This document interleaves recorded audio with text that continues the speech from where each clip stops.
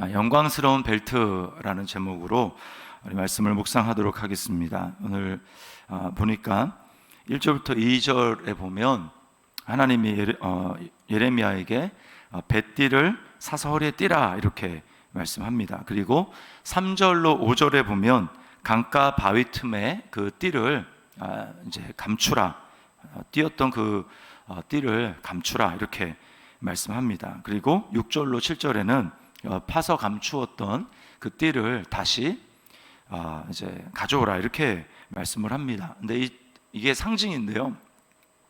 띠는 유다와 예루살렘 백성들을 상징합니다. 그리고 예레미야, 그 띠를 찬 예레미야는 하나님을 상징합니다.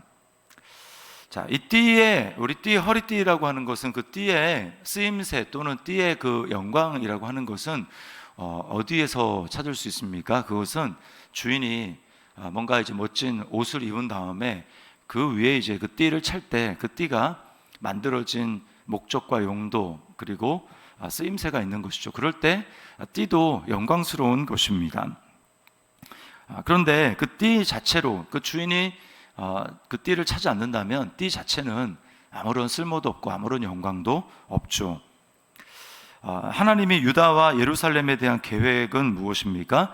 그 백성이 하나님께 속해서 하나님의 이름과 명예와 영광이 되게 하는 것이다. 이것이 하나님의 뜻입니다. 그래서 11절에 여호와의 말씀이니라 띠가 사람의 허리에 속함 같이 내가 이스라엘 온 집과 유다 온 집으로 내게 속하게 하여 그들로 내 백성이 되게 하며 내 이름과 명예와 영광이 되게 하려 하였으나 그들이 듣지 아니하였느니라 이렇게 말씀하고 있습니다.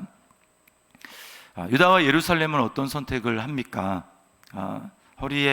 허리띠의 주인인 하나님을 떠나서 스스로 자신의 영광을 추구해 보려고 하는 것입니다.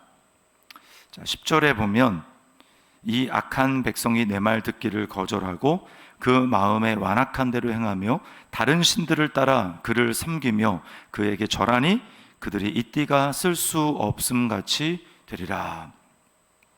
바위 틈 속에 감추어서 이렇게 습기가 많아서 그래서 결국은 썩어버린 이 띠처럼 하나님을 떠난 스스로 자신의 영광을 추구하며 하나님을 떠난 이스라엘 백성들 그들이 이 썩은 띠와 같이 아무런 쓸모가 없이 되어버린다라고 주님은 말씀하고 있는 것입니다. 그것이 바로 교만이라고 말씀을 하세요. 하나님을 떠나서 스스로 자신의 지혜, 자신의 능력, 자신의 무엇인가를 가지고 이렇게 할 수 있다라고 하는 것 자체가 교만이라고 하는 것입니다. 그래서 9절에 내가 유다의 교만과 예루살렘의 큰 교만을 이같이 썩게 하리라 말씀하고 있습니다.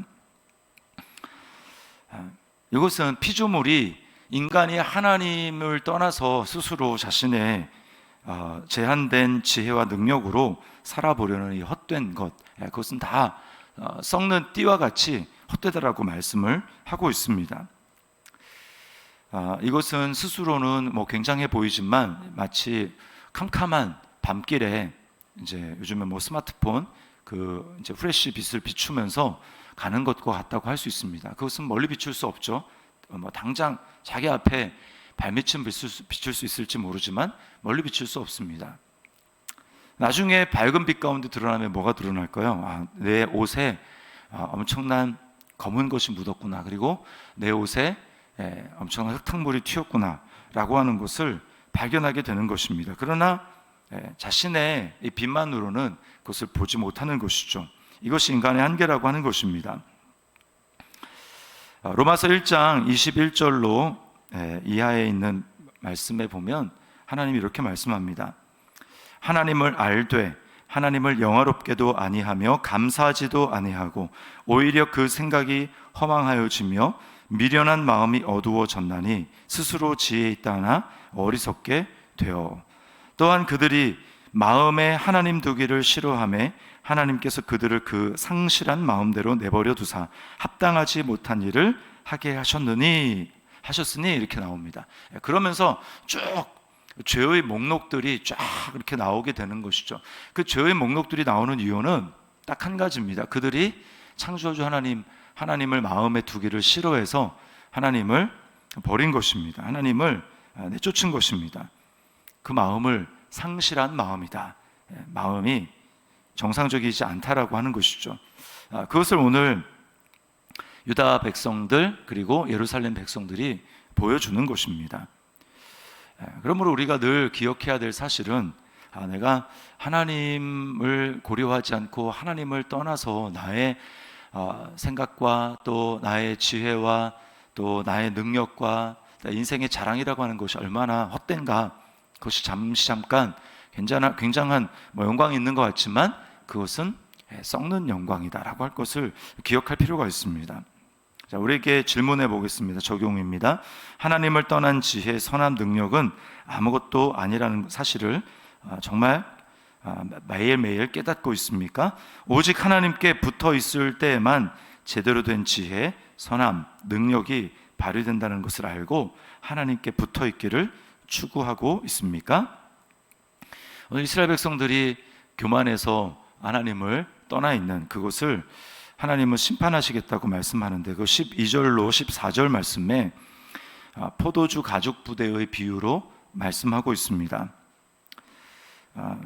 주민으로부터 왕, 제사장, 선지자 이르기까지 모든 계층을 상관없이 다 포도주에 취하고 그리고 서로 부딪히고 깨졌다 이렇게 이야기를 합니다. 여기서 나오는 포도주는 무슨 포도주냐면 하나님의 심판의 진노의 포도주를 이야기를 하는 것입니다.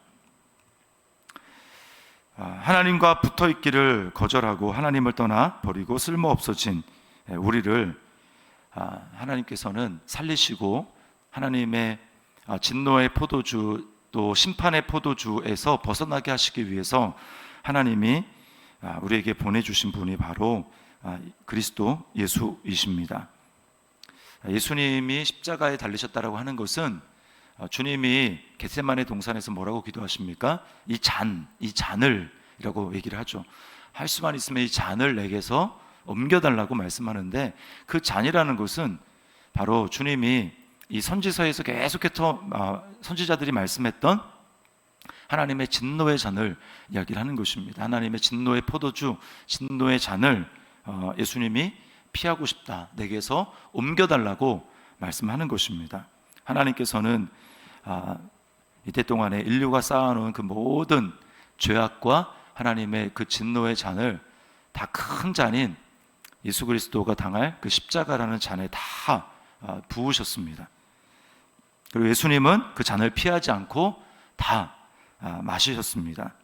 그래서 요한복음 1장에 보면 예수님은 본래 하나님과 함께 계신 분이었고 아버지의 품속에 있는 독생하신 하나님이라고 말씀하셨는데 그 주님께서 아버지와 영원부터 떨어져 있는 적이 한 번도 없으셨던 그 아들이 예수님이 아버지와 떨어지십니다. 아버지에게서 완전히 내쳐지시고 분리가 되십니다. 우리 때문에 우리를 대신해서 우리의 자리에서 진노의 포도주를 마시고 그리고 아버지로부터 떨어지는 것이죠. 그러므로 이제 예수 그리스도를 내가 믿음으로 고백하고 세례를 받아서 내가 예수님을 믿는다라고 하는 것은 무슨 의미입니까? 그것은 바로 이제 그리스도와 내가 연합되었다라는 것입니다. 완전히 하나가 되었다라는 거예요. 우리는 단지 하나님의 아들이고 또 예수 그리스도의 신부고 그 모든 비유적으로 나오는 이제 구원받은 사람을 묘사하는 그런 이미지들은 다 어디서 나오는 것입니까? 예수 그리스도 안에 내가 예수 그리스도와 연합되었다라는 거기서 모든 것들이 다 나오는 것입니다. 우리는 날마다 믿음으로 산다는 것은 바로 이러한 내가 그리스도와 연합되었다라고 하는 그 믿음으로 살아가는 것입니다. 그것은 환경과 상관없고 나의 기분과 상관없고 나의 현재의 모습과 상관없습니다. 날마다 그리스도가 하신 그 일에 비추어 내가 그런 존재다라고 하는 것을 날마다 기억하고 선포해야 합니다. 로마서 6장 10절로 11절에 이렇게 얘기합니다. 그가 죽으심은 죄에 대하여 단번에 죽으심이요 그가 살아계심은 하나님께 대하여 살아계심이니 라고 말씀합니다. 왜 예수님이 죄에 대해서 단번에 죽었고 하나님에 대해서 살아나셔서 그런 분이라고 묘사를 합니까? 바로 그 다음 절 이와 같이 너희도 자신을 죄에 대하여는 죽은 자요. 자, 여기에 생략된 말은 죄에 대하여 단번에 죽은 자요. 하나님께 대하여는 살아있는 자로 여길지어다. 이 여기라고 하는 이 믿음은 바로 그리스도가 한 일에 기초하고 있는 것입니다. 내가 예수님과 연합이 되었다. 그렇기 때문에 예수님이 죄에 대해서 단번에 영원한 제사를 드려서 하나님 앞에 살아나시고 또 그렇게 하나님께 대해서 살아난 자로 살아가시는 것처럼 우리 자신에 대해서도 마찬가지로 죄에 대해서 나는 예수님과 함께 단번에 죽었고 또 하나님께 대해서는 살아있는 자로, 오늘 내가 살아있는 자로 여기며 살아가는 것입니다. 이것이 믿음입니다. 이런 삶을 살아가는 실제적인 삶은 무엇입니까? 예전과 정반대로 살아가는 거예요. 이전과 정반대로. 자, 10절 말씀해 보십시오. 이 악한 백성이 내 말 듣기를 거절하고, 그랬죠. 거절하고. 그러면 반대로 어떻게 살아야 됩니까? 우리는 하나님 말씀에 순종하고 이렇게 사는 것입니다. 그리고 그 마음에 완악한 대로 행하며, 우리는 어떻게 살아야 됩니까? 그 마음에 부드러운 대로 행하며, 또 다른 신들을 따라 그를 섬기며 그에게 절하니, 이제 하나님 한 분만 사랑하고 하나님 한 분에게만 예배하는 이런 삶을 살아가는 것입니다. 이게 바로 그리스도 안에 있는 믿음으로, 그리스도와 연합된 믿음으로 살아가는 것이죠.